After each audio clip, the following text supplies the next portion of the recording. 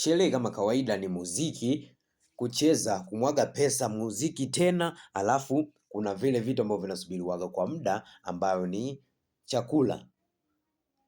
Na kama tunavyoelewa hii ni sherehe, na kati sherehe inaendelea kuchezwa, ghafla kuna taharuki imetokea. Taharuki. Lakini kabla ya taharuki hiyo nini kilitokea? Na tunaona taharuki tu ambao watu walikuwa wanaendelea vizuri, lakini taharuki kama imetokea. Karibu katika Warmziff tupate kujua chanzo cha hii taharuki ni nini na nini kisababisha hii taharuki. Movie yetu inahusisha wanandoa wawili ambao hawa wanandoa ni Cheta na Lola. Hawa wanandoa ni walikuwa wanandoa ambao wana suffer from economical, hawako fit na walikuwa wana mtoto mmoja. Huyu bwana Cheta alikuwa ni graduate wa HR programs na pia alikuwa na kazi kama meneja katika kiwanda kimoja.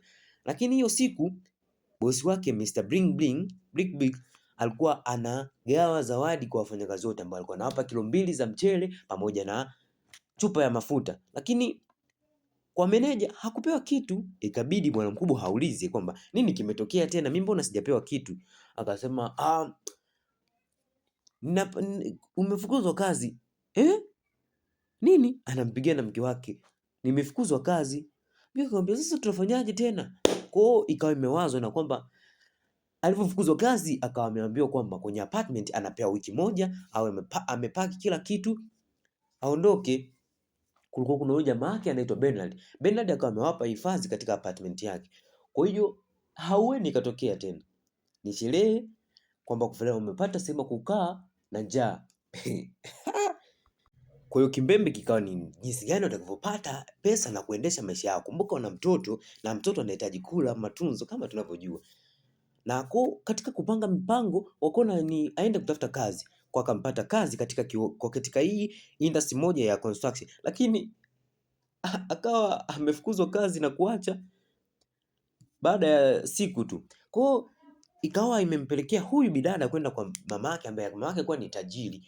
Kwa kameenda anaitwa Toke. Ameenda kumuomba kwamba hapa ampe mtaji aanzishe kitu, lakini mamake kana mdharau tu akasema ulichagua mwenyewe kuolewa na mtu ambaye haeleweki. Kwa hiyo yataka sasa mama, lakini mimi nimempenda yule.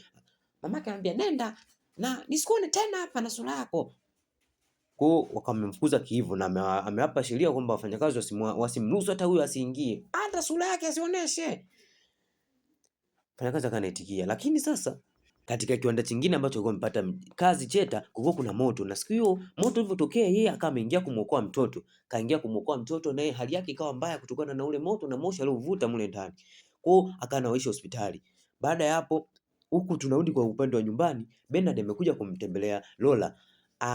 Anavyomtembelea, anavyoongea naye akawa anazidi kumsogelea. Lola anaogopa, anasogea nyuma, lakini yeye Bernard akawa anaonyesha kama anataka ukaribu zaidi na Lola, yani anataka kumsaliti rafiki yake.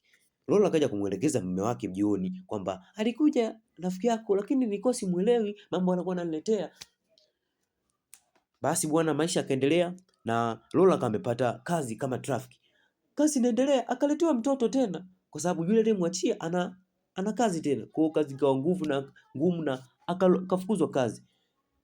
Siku nyingine tena bwana Bernard kaja na Lola kana anajiuliza, "Kwani umekuja? Na umekuja umeingilia wapi?" Akasema, "Ni apartment yangu hii, kwa mimi ndo najua naweza nikaingia muda gani." Akasema hata kama, kwa hiyo kabla hajamaliza huyu bwana Bernard akawa anaenda kumshawishi kwamba wamsaliti mume wake, lakini huyu anakataa.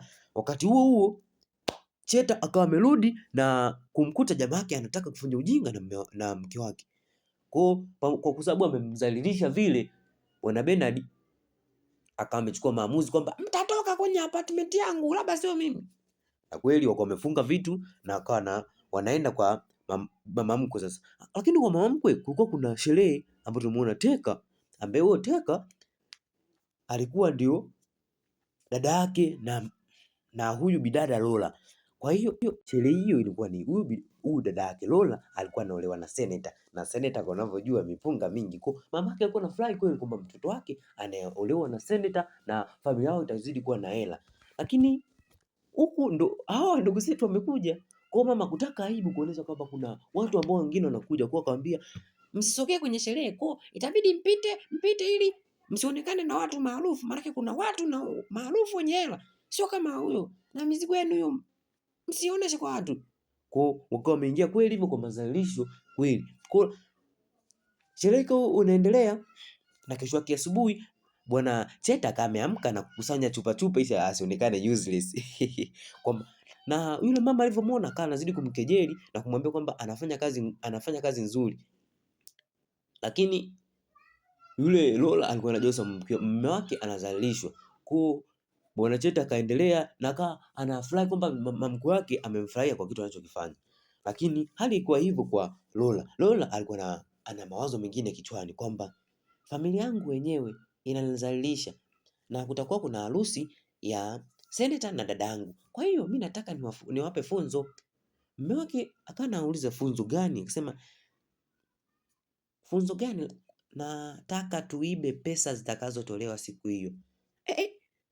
Pesa? Ndio. Kwa hiyo wakawa wamepanga mipango kwamba siku hiyo zitatolewa pesa, na hiyo siku ndo kama tunavyoona kuna huyu Fifth ambaye ni mfanyakazi wa mama yake amechukua mabegi mawili anaenda kupeka chumbani na anafunga. Muda huo huo wakaja wanandoa wa kucheki ni minoti iko kwenye mabegi mawili. Kwa hiyo wakachukua ya begi moja na kuondoka nalo. Kuingia ndani yule Fifth anakuta hakuna kitu. Akarudi kwa bi mkubwa kumwambia, mama, hakuna kitu. Moja kwa moja wakajua ni Cheta na Lola ndo waliochukua kwa sababu wenyewe ndo maskini. Wakapiga msaku chumba kizima wanaambiwa, lakini hawakukuta kitu. Lakini wenyewe wakafurahia kwamba wampata hela. Wakahama pale kwao wakaenda kwenye apartment nyingine, na muda huo wakawa wamepewa mwaliko wa sherehe nyingine kwamba kuna harusi nyingine. Wakapanga mpango mwingine kwamba waibe pesa na huko. Kwa hiyo wameweza kukubuka kwenye wizi, wakakubaliana kwamba twende tuingie katika dili, tutaiba. Kwa hiyo wakaendelea kupanga mipango na kuisubiria sherehe hiyo ifike ili wakamilishe jambo lao. Siku ya sherehe ikafika. Sherehe wakati inaendelea huku watu wanaenda kugawa minoti, wanaserebuka na kuruka na kusherekea.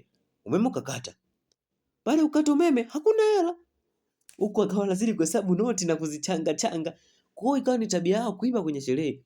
Huko akawa wameshatajirika, anampa zawadi nini na wamenunua gari jipya. Wanavyoendelea na maisha ya kusherekea, wakawa wameandaa party ya birthday ya mtoto wao. Ghafla mama mkwe na mama na dada yake wakawa wametokea. Wakawa wanazidi kujikomba kwa sababu binti yao sasa ana hela. Akasema mniache, miondoke. Kumbe bwana akawa anamueleza na matatizo ya dada yake kwamba dada yako ana matatizo saizi nisaidie. Kumbe huyu dada yake huyu alifumaniwa na sasa itakuwa kaachwa. Na tukiachana hilo tukio, kuna huyu Fifth alikuwa ameanza kuanzisha ukaribu na mke wake na Cheta, ambaye Cheta ndio mume wa Lola. Kwa katika ukaribu wao wakaingia kwenye mahusiano, na baada ya hapo kulikuwa kuna dili lingine la yule bosi wake wa zamani Blick kama tunamkumbuka. Kulikuwa kuna harusi, kwa hiyo wakapanga mpango waenda kaibe huko Zena. Na yule bwana akamshirikisha mke wake kwamba kuna dili lingine. Mke wake akakubali kuingia katika hilo dili. Na mipango ikaanza ya muda mrefu kweli, kuchora na maramani jinsi gani na kuanzisha ukaribu na watu ili mpango wao uwe rahisi. Siku zinavyozidi kwenda, mipango ikawa inazidi kutimia na kukamilika vizuri. Na baada ya hapo siku harusi ikawa imefika. Wakati wa harusi watu wanaenda kuserebuka na watu wanaenda kucheza na kila mtu na mechi zake katika harusi kama tunavyojua. Wakati huku tajiri Big Brick akawa anaendelea kugawa hela. Bwana Cheta akawa anataka amsogelee ili kwenda kumuuliza kwamba ananikumbuka, na kama anamkumbuka anakumbuka kitu alichomfanyia kumfukuza kazi bila msingi. Anamuuliza pale, lakini yeye Bling anaonyesha kwamba hana shida naye na hana shida kwamba na ulistahili kufukuzwa. Akaondoka kwa hasira na kuzidi kuweka hasira ya kukamilisha mpango wake. Wakati huo akawa ameanzisha mke wake Lola akawa ameanzisha ugomvi na bidada mwingine. Kwa hapo katengeneza kamlipuko na taharuki ikawa imetokea kama tulivyoona mwanzo wa movie. Watu wote kama wametawanyika na kuzani labda kuna shotgun imepigwa ama risasi zinapigwa. Kwa wakati huo kulikuwa kuna begi limekumbatiwa na huyu jamaa. Huyu jamaa ndio alikuwa ameshika hilo begi la pesa. Cheta kama amekuja kistaarabu, baba toa begi ama mambo yawe mengi. Mzee kuna mambo yasiwe mengi, chukua tu begi. Na kwa sababu hiyo sherehe ilikuwa inaenda iko live, kwa mapolisi walikuwa wamepata taarifa mapema sana kwamba kuna tukio limetokea, na wakawa wanazidi kulifukuzia gari la Cheta. Wakati Cheta anaenda kukimbiza gari ili kuondokana na hapo, na mpango ulikuwa unasema kwamba watahamia kwenye gari lingine. Ghafla mke wake Lola akamnyoshia bunduki. Cheta kanageuka, kuna mwingine anamnyoshia? Hapana, ni wewe. Na kunyoshia wewe. Akasema kwa nini unanyoshia kati mpango umekamilika vizuri? Akasema, akaanza kumwelezea kumbe bwana Lola alikuwa ameanza kushtuka kwamba Filth na mume wake wana mahusiano. Kwa hiyo akawa amefanya kama FBI, upelelezi wa chini kwa chini, na mwisho wa siku akawa amepata kugundua kwamba mume wake ana mahusiano na Filth. Kwa hiyo akawa anamlaumu mume wake kwamba tumeteseka kote, lakini wewe bado umeenda kunisaliti na tuna mtoto mmoja. Bwana mkubwa kujitetea akasema hapana, hakuna kitu unaweza kujitetea kwangu nikakuelewa. Leo ama ufe wewe au mimi. Akati anamwangalia mtoto na kuoa, kuanza kubishana na kubilingishana na bunduki. Ghafla ikapigwa risasi kwenda kuelekea kwenye gari.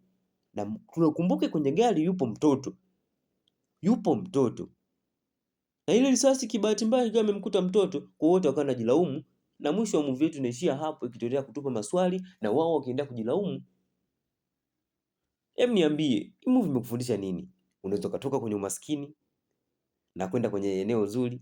And by the way, usisahau kusubscribe na kufuatilia maendelezo mengi ya hii channel yetu, Ilemi TV.